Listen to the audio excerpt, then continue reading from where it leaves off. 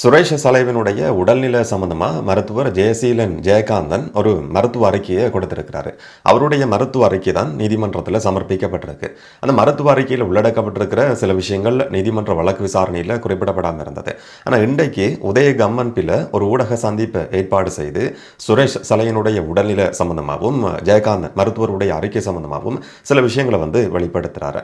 சுரேஷ் சலை நேற்றிரவிலிருந்து சாகும் வரைக்குமான ஒரு உண்ணாவிரத போராட்டத்தை ஆரம்பிச்சிருக்கிறார். இது சாதாரணமான உண்ணாவிரதம் கிடையாது, பேருக்கு சொல்லப்படுற உண்ணாவிரதம் கிடையாது. அவர் உண்மையில சாக போறாரு என்று சொன்னா மருந்து எடுத்துக்கொள்ள போறது கிடையாது, சாப்பாடு தேவை கிடையாது, குடிநீர் தேவை கிடையாதுன்றது வரைக்கும் நிராகரிச்சிருக்கிறார். சாகும் வரைக்குமான உண்ணாவிரத போராட்டம் என்றது அவருடைய மனைவிட்டையும் மகனுக்கும் சொல்லப்பட்டிருந்தது. அவங்க விடுத்த கோரிக்கைக்கு அமைதான் இந்த ஊடக சந்திப்பு நான் ஏற்பாடு செய்திருக்கிறேன் என்ற மாதிரி கம்மன்பில் குறிப்பிட்டிருந்தார்.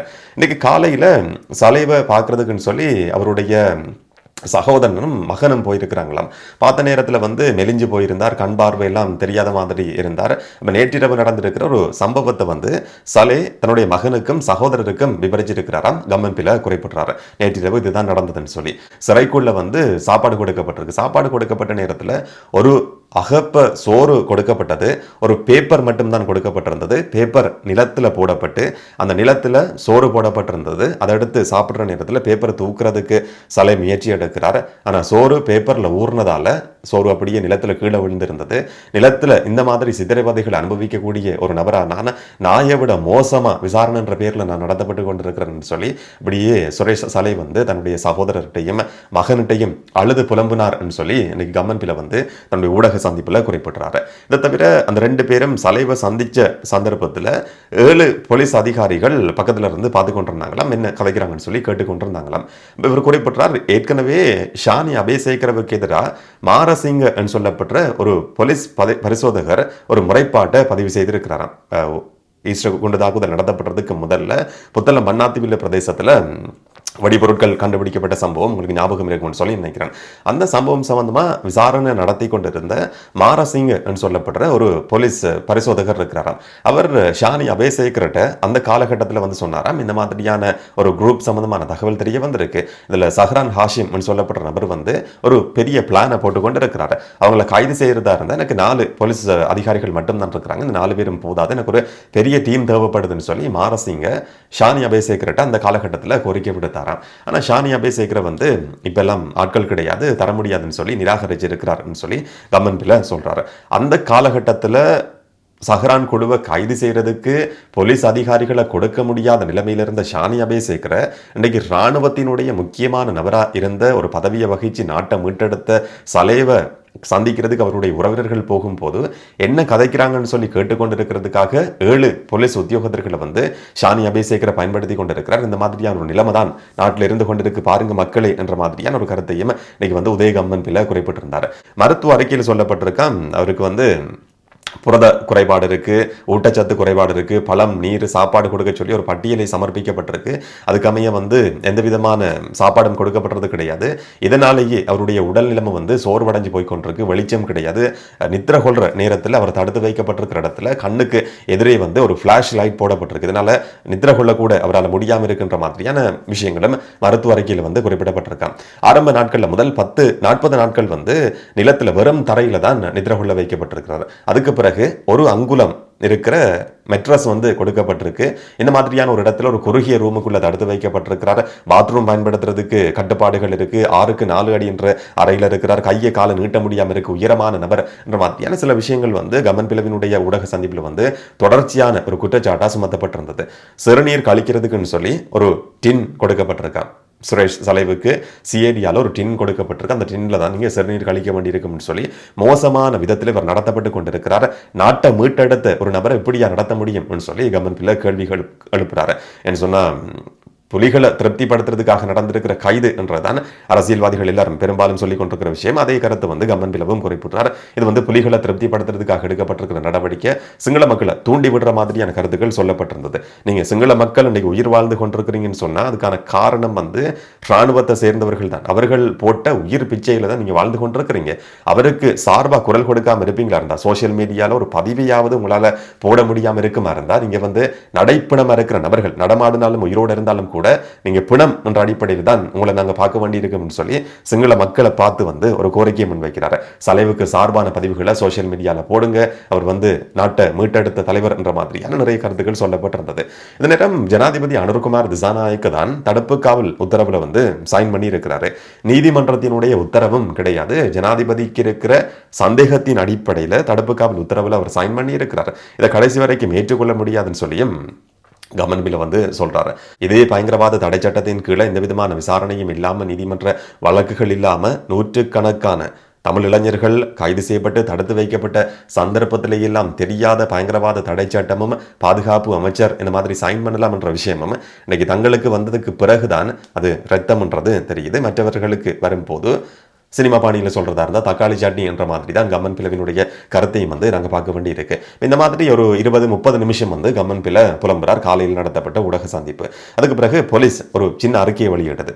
ஒரு கைதி எப்படி நடத்தப்படணுமோ அந்த அடிப்படையில் தான் சலைவும் நடத்தப்படுறார். அவர் வந்து சிறப்பாக சலுகை கொடுத்து கவனிக்க வேண்டிய தேவையும் கிடையாது.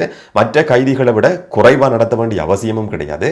மற்ற சாதாரணமான கைதிகள் எப்படி நடத்தப்படுவாங்களோ அதே மாதிரி தான் இவரும் நடத்தப்பட்டு கொண்டிருக்கிறார்னு சொல்லி போலீஸ் ஒரு அறிக்கையை வெளியிட்டிருந்தது. அது மட்டும் கிடையாது, சலைவினுடைய கைது, அவருடைய மருத்துவ அறிக்கை சம்பந்தமான விஷயங்கள்ன்றது நீதிமன்ற வழக்கு விசாரணையோட சம்பந்தப்பட்டிருக்கிறது. இப்போ கடைசியாக நடந்த நீதிமன்ற வழக்கு விசாரணையிலையும் இதே மருத்துவ அறிக்கை சமர்ப்பிக்கப்பட்டிருந்தது. சில விஷயங்கள் குறிப்பிடப்படாமல் இருந்தது.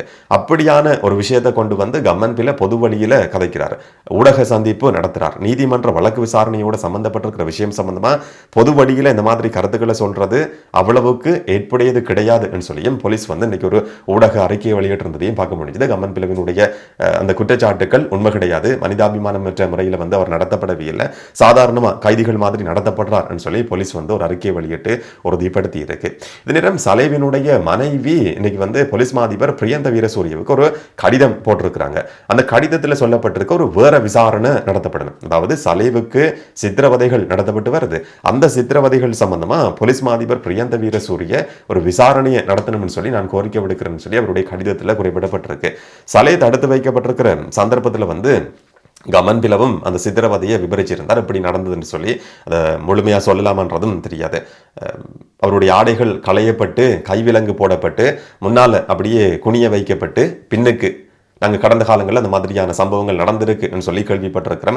தமிழர்கள் இப்படித்தான் விசாரிக்கப்பட்டாங்கன்னு சொல்லி அதே விதத்தில் சலைவும் விசாரிக்கப்பட்டார் என்ற மாதிரி அந்த விசாரணையை வந்து கம்மன் பிளவும் விவரிச்சிருந்தார். அதே மாதிரியான ஒரு விஷயத்தை வந்து சலைவினுடைய மனைவியும் போலீஸ் மாதிபருக்கு எழுதியிருக்கிற கடிதத்தில் அந்த முறைப்பாட்டில் வந்து குறிப்பிட்டிருக்கிறாங்க. அவர் சித்திரவதைக்கு உள்ளாக்கப்பட்டிருக்கிறார். இதை பார்த்திருக்கிற மற்ற கைதிகள் இருக்கிறாங்க, அந்த கைதிகள்கிட்ட விசாரணை நடத்தப்படணும், அவர்கள்ட்ட சாட்சியம் பதிவு செய்யப்படணும் என்ற ஒரு கோரிக்கையும் முன்வைக்கப்பட்டிருக்கு. மற்ற கைதிகளுக்கு முன்னால தான் சலை இந்த மாதிரி நடத்தப்பட்டிருக்கிறார். அந்த இடத்துல வந்து சிசிடிவி கேமராக்களும் இருந்தது. அந்த சிசிடிவி கேமராக்கள் பாதுகாக்கப்படணும்.